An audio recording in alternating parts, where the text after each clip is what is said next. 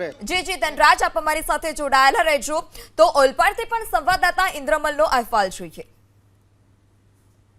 વીજ લાઇનની અંદર કોઈક સમસ્યા સર્જાતા આખા દક્ષિણ ગુજરાતની અંદર હાલ છે તે પાવર કાપની પરિસ્થિતિ ઊભી થઈ છે। હાલ આપણે ઓલપાડ પ્રાંત કચેરીમાં છે। દ્રશ્યોમાં જે રીતે જોઈ શકાય છે કે આખી જે કચેરી છે તેની અંદર અંધારપટ છવાયો છે અને કર્મચારીઓ છે તે અંધારામાં કામ કરવા માટે મજબૂર બન્યા છે। દ્રશ્યોમાં જે રીતે જોઈ શકાય છે કે જે કચેરીના કામ હોય છે, જે દસ્તાવેજના કામ હોય છે, રજિસ્ટ્રેશનના કામ હોય છે, તે મોબાઈલના અજવાળે છે તે હાલ છે તે કર્મચારીઓ કામ કરી રહ્યા છે। બીજી તરફ આ તરફ દ્રશ્ય કેમેરામેનને કહીશ કે બતાવે જે અગત્યના કામ છે દસ્તાવેજના તે કઈ રીતે લાઇટની અંદર અંધારામાં થઈ રહ્યા છે। ખાસ કરીને શું સમસ્યા સર્જાઈ છે તેનું હજુ સુધી જાણવા મળ્યું નથી કે શું સર્જાય છે, પરંતુ આખા દક્ષિણ ગુજરાતની અંદર ચારે તરફથી જે રીતે માહિતી મળી રહી છે કે આખા દક્ષિણ ગુજરાતની અંદર હાલ છે તે પાવર કાપ સર્જાયો છે અને જેને લઈને લોકો હાલાકી ભોગવી રહ્યા છે।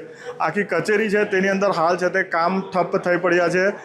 ખાસ કરીને કોઈ જનરેટર કે ઇન્વર્ટરની એવી સુવિધા નથી અને જેને લઈને સમગ્ર જે કચેરીના કામ છે તે હાલ ઠપ થઈ ચૂક્યા છે। લોકો પાવર આવવાની રાહ જોઈ રહ્યા છે। કોઈને કશું ખબર નથી કે શેના કારણે પાવર ગયો છે અને ઓફિસની અંદર દ્રશ્યોમાં જે રીતે જોઈ શકાય છે કે અધિકારીઓ બેઠા છે। પંખા, લાઇટ અને જે એસી છે તે પણ હાલ છે તે બંધ દેખાઈ રહ્યા છે। લોકો પરસેવાથી લોકોને ભારે હાલાકી થઈ રહી છે, જે રીતે ગરમી પડી રહી છે અને ઉપરથી આજે અચાનક જે પાવર કાપ આવ્યો છે, લગભગ આખા દક્ષિણ ગુજરાતની અંદર આ પાવરની સમસ્યા છે તે સર્જાઈ છે અને જેના લીધે લોકો છે તે હાલ હાલાકી ભોગવી રહ્યા છે। ઇન્દ્રમલ શાહ, એબીપી અસ્મિતા, સુરત।